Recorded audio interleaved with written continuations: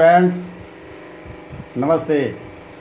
अभी आप आशा अमर की आवाज़ में गाना सुनने जा रहे हैं। यदि यह गाना आपको पसंद आए तो अधिक से अधिक अपने दोस्तों में शेयर करें, चैनल को सब्सक्राइब करें और लाइक भी करें।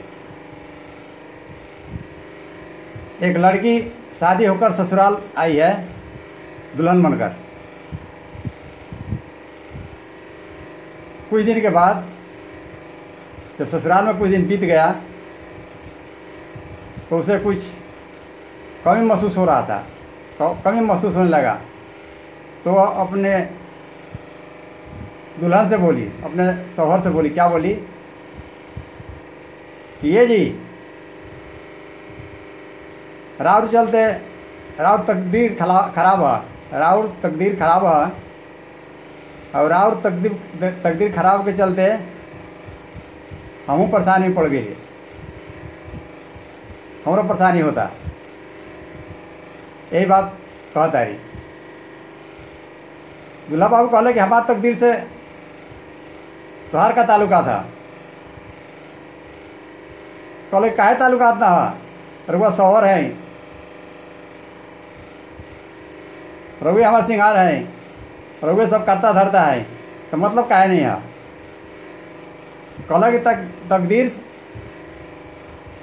ये जो तकदीर के कोई मतलब नहीं है। ये सब सुख दुख ये हाथ के लकीर में लिखा रहा। अपना अपना हाथ के लकीर, जगह हाथ के लकीर पहले भगवान लिख दिले बाड़े, वही के अनुसार सुख दुख मिलेला।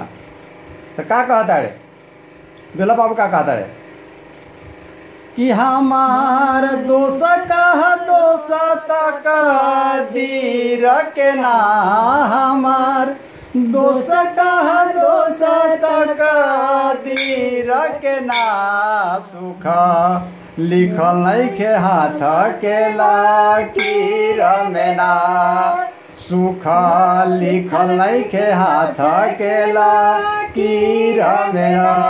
कहता है दूल्हा बाबू कि हमार दोस्त का है, हमार तकदीर के का दोष है, तो हाथ के लकीर में सुख नहीं के लिखल ना लिखल है, तो हम क्या करी। सही बात कहता है कि हमार दोष कह दोष तकदीर के ना, हमार दोष कह दोष तकदीर के ना, सुख लिखल नहीं के तोहर हाथ के लकीर में ना, सुख लिखल नहीं के हाथ के लकीर में ना। आगे कहता रे कि अरे हाथ के लकीरा, और हाथ के लकीरा तकदीर के बनावे ले, हाथ के लकीरा ही फकीरा भी बनावे ले। दूल्हा बाबू कहली कि दूल्हा बाबू कहता रे कि हाथ के लकीर के कम मत समझा, हाथ के लकीर तकदीर के भी बनावले और फकीर भी बना देवले। ये तकदीर से कोई मतलब ना है, तकदीर के चक्कर मत रहा, सब हाथ के कारनामे है। जकर हाथ के लकीर में ब्रह्मा ने लिख दिले वही ओकरे सुख मिलेला, ना तो ये हड़बड़ैला से अभी कुछ पहला से ना सुख मिल सकला। तो कहता है कि हाथ के लकीर तकदीर के बनावे ले, हाथ के लकीर ही फकीर भी बनावे ले। कहता है कि हाथ के लकीर तकदीर के बनावे ले, अब हाथ के लकीर ही फकीर भी बनावे ले। अरे हमार दोष कह दोष तकदीर के ना, हमार दोष कह दोष तकदीर के ना, सुख लिखल नहीं के हाथ के लकीर में ना, सुख लिखल नहीं के हाथ के लकीर में ना, सुख लिखल नहीं के हाथ के लकीर में ना। आगे कहता रे कि अरे हाथ के लकीर लगी, अरे हाथ के लकीर लगी, फिर तकदीर क्यों महान है, जग जग सुख दुख में इसी का गुणगान है। अरे हाँ हाथ के लकीरा लकी फिर तकदीर क्यों महान हा जगह जगह सुख दुख में इसी का गुणगान हा। अरे हाँ हाथ के लकीरा लकी फिर तकदीर क्यों महान हा जगह जगह सुख दुख में इसी का गुणगान हा। कहता की अगर लकीर का ही अगर लकीर से ही हाथ के लकीर से ही अगर तकदीर बनला तो जगह जगह पर सुख दुख में ये तकदीर के काहे लोग पोसाला तकदीर के काहे गुणगान होला। यही कहता रही कि हाँ हाथ के लकीरा लकी फिर तकदीर क्यों महान हा जगह जगह सुख दुख में इसी का गुणगान है। कहता रही कि हाँ हाथ के लकीरा लकी फिर तकदीर क्यों महान हा जगह जगह सुख दुख में इसी का गुणगान है। आय का कहता रही अरे जब हर काम हाथ के लकीर से जी होले अरे जब हर काम हाथ के लकीर से जी होले और काहे हर दुखिया तकदीर के कोसेले अरे काहे हर दुखिया तकदीर के कोसेले। कहता रही कि जब हर काम हाथ के जब हर काम हाथ के लकीर से होले काहे हर दुखिया तकदीर के कोसेले। प्रश्न करता रही पूछता रही अरे भोले अरे आशा के बतिया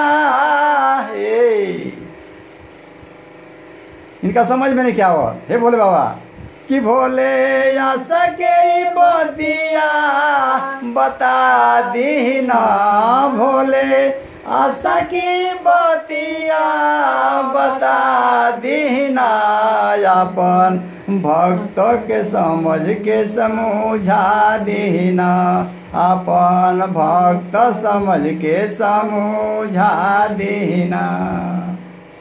भोले आशा के बतिया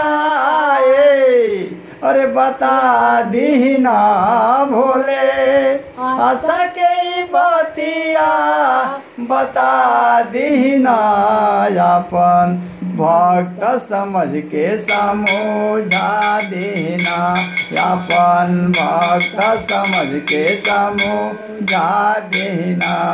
आगे का लाइन है क्या कि आशा हाथ के लकीरा तू ही अरे आशा हाथ के लकीरा तू ही तकदीर क्या जी हाँ जी सुनो तारू ना हाँ कि आशा हाथ के लकीरा तू ही तकदीर माफ कर अमर के ई रोडा के फकीर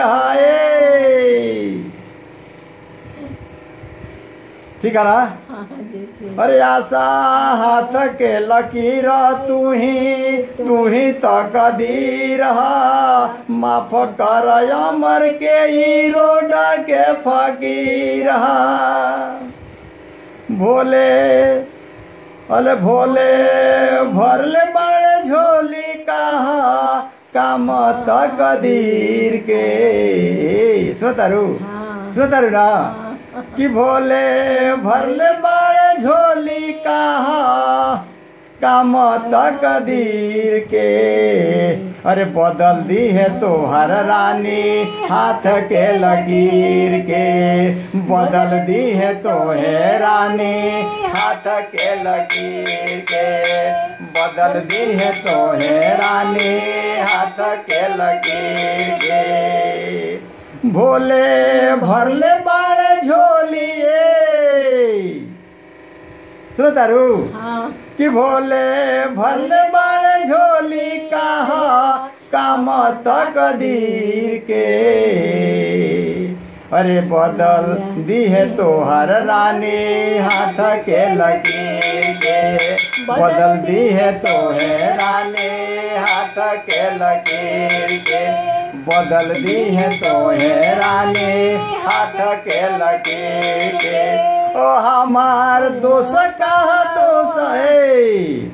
अरे हमार दोष का बोला तक दीर के नाम। हमार दोष का बोला तक दीर के नाम। सुख लिखल नहीं के दांत केला कीर में ना।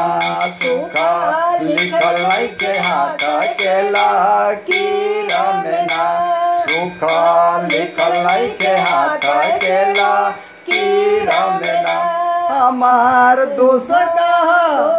अरे हमार दोष कहा बोला तक दीर के ना। हमार दोष कहा बोला तक दीर के ना। सुख लिखल नहीं के हाथ केला कीरा में ना।